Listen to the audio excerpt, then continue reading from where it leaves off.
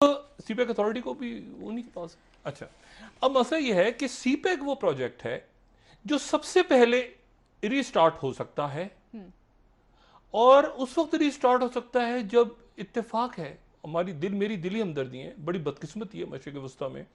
अभी हमारे सामने यमन नहीं आया, अब हमारे सामने पूरे बाकी मुल्क नहीं आए, इराक नहीं आया, लेकिन बड़ी तादाद में अमवात हुई हैं ईरान के अंदर। अफगानिस्तान जो है वहाँ से अमेरिका निकल जाएगा किसी भी वक्त जान छुड़ा के, वहाँ उनके फौज वौज नहीं रुकेगी अगर वहाँ फैल गया। ये डायमंड प्रिंसेस क्रूज के अंदर फैल गया था ना, ये जो क्रूज उनकी खड़ी हुई थी, तो क्या अजाब मुसीबत पड़ गई थी। तो मुझे नहीं पता कि वो अपनी बेसिस पे कितना लोग रुकेंगे या नहीं रुकेंगे, लेकिन ये सी पैक जो है ये वाहिद प्रोजेक्ट मेरी अकल में जो आती है बात वो ये है कि ये शुरू होगा। और ये ध्यान में रखें कि सी पैक का एक हिस्सा गिलगित बल्तिस्तान और कश्मीर के ऊपर इसीलिए चाइना ने सबसे ज्यादा आवाज उठाई पाकिस्तान के साथ। जी बिल्कुल। अच्छा, अब मामला ये है कि जहां अमेरिका ने बहुत से मुल्कों को डंप किया है, सऊदी अरब के हवाले से भी डॉक्टर साहब एक लफ्ज होता है डंप कर देना, फेंक देना उठा के साइड पे। जी। उन्होंने नेटो को फेंका है, यूरोप को फेंका है, सबको फेंके ऐसे साइड पे फेंक दिया, खुद भी जबरदस्त हो गए साथी। तो समझ नहीं आ रहा ना क्या मतलब डब्ल्यूएचओ आके दिखा रहा है, ओहो हम पैसे नहीं देंगे तो जहन्नुम में जाओ, फिर तारीफ कर दी चाइना की।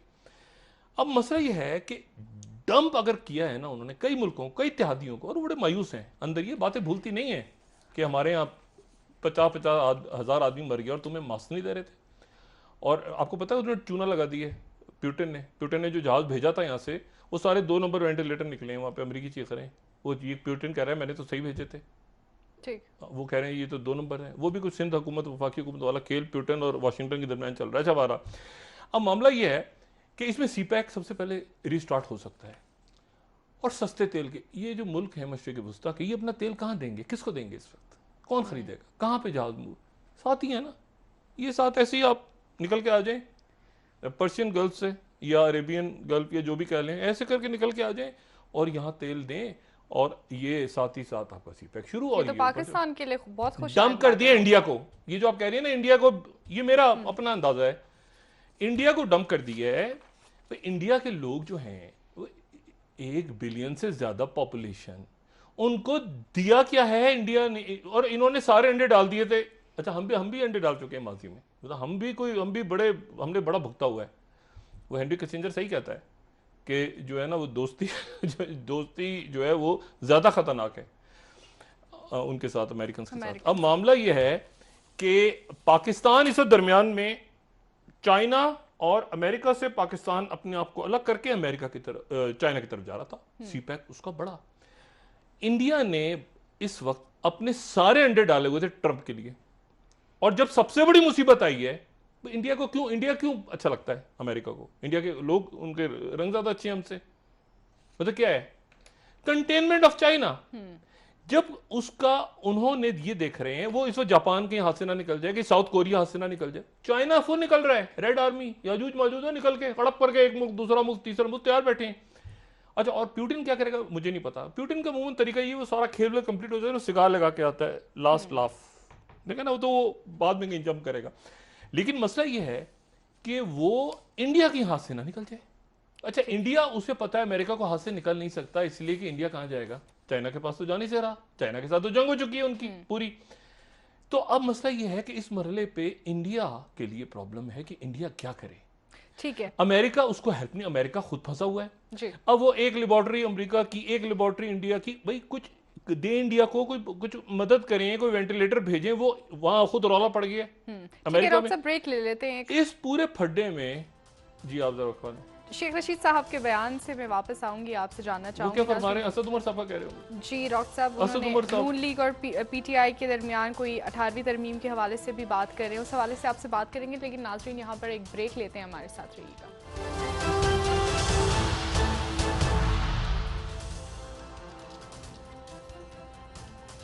वेलकम बैक नाज़रीन। जी डॉक्टर साहब, शेख रशीद साहब के बयान से ही मैं वापस आना चाहूँगी। आज पीटीआई और नून लीग के दरमियान कह रहे हैं कि 18वीं तरमीम को ख़त्म करवाने के हवाले से बात चल रही है, और वो ये भी कहते हैं कि शायद नवाज शरीफ साहब की भी सज़ा मौतली के हवाले से कोई बात हुई।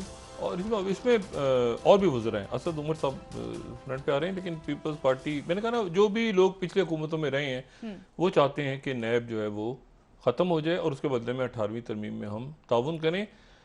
लेकिन ये अभी एक लंबा प्रोसेस है, ठीक है। उससे पहले बहुत कुछ होना है। ये मई का महीना बहुत अहम है पाकिस्तान के लिए। और ये बात मैं इसलिए कह रहा हूँ कि एक तो हमने ये देखना है कि सियासत सारी अपनी जगह, 18वीं तरमीम आगे पीछे, मुल्क में लोगों की जानें, ठीक है ना, प्रायोरिटी। डॉक्टर्स फ्रंट लाइन पे आपके लोग हैं। ये जो आज कुछ हुआ है, जो कुछ हुआ है वफाकी हुकूमत और सिंध की हुकूमत, इसमें अवाम का, डॉक्टर्स का, इसमें जो कारोबारी शख्सियात हैं उनका तो कोई इसमें गुनाह नहीं है। मतलब देखें ना, ये तो एक वक्त एक कौमी पॉलिसी बनती तो फिर समझ में आता कि कन्फ्यूजन लोगों को, स्मार्ट लॉकडाउन है। अच्छा, ये लफ्ज़ अजीब निकला वैसे दुनिया में, मतलब बंदे जो हैं ओबीज मर रहे हैं और इस लॉकडाउन स्मार्ट हो गई है। चलें जी। अच्छा, अब बात यह है कि अब इस पूरी सूरत हाल में पाकिस्तान के अंदर आने वाले दिन, ये एक महीना अल्लाह ताला खैरियत से गुजारे, और इसके अंदर वो जो 90% इकोनॉमी वाली बात की वो बिल्कुल दुरुस्त है। वो इकोनॉमिस्ट जो है वो असल में लॉकडाउन को ख़त्म करने की फेवर में बात कर रहा है। वो कह रहा है इसके बगैर हम रह नहीं सकते, और बात बिल्कुल दुरुस्त है। कितने देर लोग रहेंगे घरों में? लोग नहीं बैठ सकते ना लोग, आप लेकिन लोगों को ये भी ध्यान में रखना है कि ये पीक के दिन है।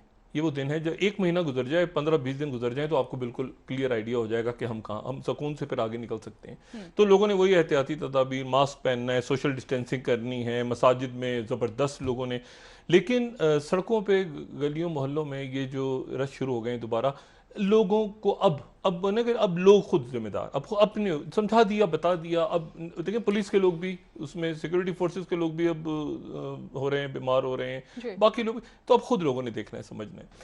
दूसरी मैं बात आपसे ये जो करूं वो ये है कि पाकिस्तान में क्या ये सिस्टम सर्वाइव करेगा पोस्ट कोरोना? एक बड़ा सवालिया निशान है। पोस्ट कोरोना कोई एक लंबा प्रोसेस है, कोई इवेंट नहीं है। इसमें देखिए, मैं जो बात कह रहा हूं ना, कि सबसे पहले अगर कोई मुल्क निकल के आ गया दुनिया में तो चाइना है। इससे निकला है ना, खुल गया चाइना। अब चाइना जब खुल गया है और चाइना के डॉक्टर जा जाके दुनिया भर को बता रहे हैं, तो और उसके नतीजे में जो है, आपको पता है बहुत सारी जो चाइना के एलाइज हैं उनके पास ये टेलीफोन भी दूसरे आ गए हैं। वो जो कम्युनिकेशन के जो उनके अदारे हैं उन्होंने दूसरे टेलीफोन दे दिए कि इन टेलीफोन पे बात भी ना करें, ताकि जो अमेरिकन सॉफ्टवेयर हैं और उनसे हट के। बात यह है कि चाइना इमर्ज होकर आ गया। मैं जो बात कह रहा हूँ वो ये है, जो मेरा अपना अंदाजा है कि सबसे पहले कौन सा प्रोजेक्ट दुनिया में चल सकता है बड़ा? सीपैक। और सीपैक के लिए ना आपको कोई जहाज चाहिए कि जहाज आके उतरे, आपको सड़कों का है ना खेल सारा, और तेल सस्ता हो गया। अच्छा, अब इस मामले में कहीं पर मैं ये सोच रहा हूं कि अचानक इंडिया में इतना बड़ा क्राइसिस है, और हमारी दुआ है कि अल्लाह ताला इंडिया के लोगों को भी इस वबा से निकाले, सारी दुनिया को निकाले। जो बयान आया है ना उनका कि पाकिस्तान कोरोना वायरस के मरीज भेज रहा है कश्मीर में, मैंने कोई कमेंट नहीं दिया इस पर, लेकिन अब अचानक मुझे ख्याल आ रहा है कि ऐसा तो नहीं कि खुदा ना खास्ता कश्मीर में कोई कोरोना वायरस के चक्कर में कोई बड़ा कोई कत्लेआम करने का इरादा हो कि कोरोना वायरस देखिए पाकिस्तान ने तो फैलाया था और वहां पे लोग, तो ये एलओसी पे तलखी है। और ये देखें, ये जो बात की है ना, ये नहीं मुझे बताएं कि पूरे इंडिया की हम बात कर रहे हैं, कश्मीर का कहीं जिक्र हो रहा है कि कश्मीर में क्या गुजर रही है लोगों पे? साल होने वाला है लॉकडाउन। तो अब अचानक वो कह रहे हैं कि उस लॉकडाउन में जहां पे लोग बेचारे पता नहीं किस तरह जिंदा हैं उस मकबूजा कश्मीर में, वहां पे पाकिस्तान वायरस भेज रहा है। मुझे समझ नहीं, मैं फिर सोचता रहा इस पे, फिर मैंने कहा ऐसा तो नहीं कि वहां वायरस फैला के और कहीं, क्योंकि वो डेमोग्राफी चेंज करने का आइडिया है अपनी जगह, एक बोगस आइडिया। अब उसके नतीजे में अल्लाह ताला खैर करे कश्मीर में, लेकिन कश्मीर एलओसी भी हॉट होने जा रही। अफगानिस्तान में अमेरिका भागने के, वो पहले निकल रहा था, वो कोरोना के दरमियान रुकेंगे वहां पे। तो बात यह है कि अब ये पाकिस्तान के लिए बतौर एक रियासत, हमारे सियासतदानों को, हमारी हुकूमत को, हमारे कायदीन को, हमारी कौम को जरा देखना है कि पूरी दुनिया एक तरफ हिल मूव कर रही है। वो मूव पहले कर रही थी, जो मैंने जैसे पहले भी कहा था ना कि स्पेनिश फ्लू ने उस प्रोसेस को तेज कर दिया था, जो फर्स्ट वर्ल्ड वॉर के बाद दुनिया जिस तेज कर दिया था।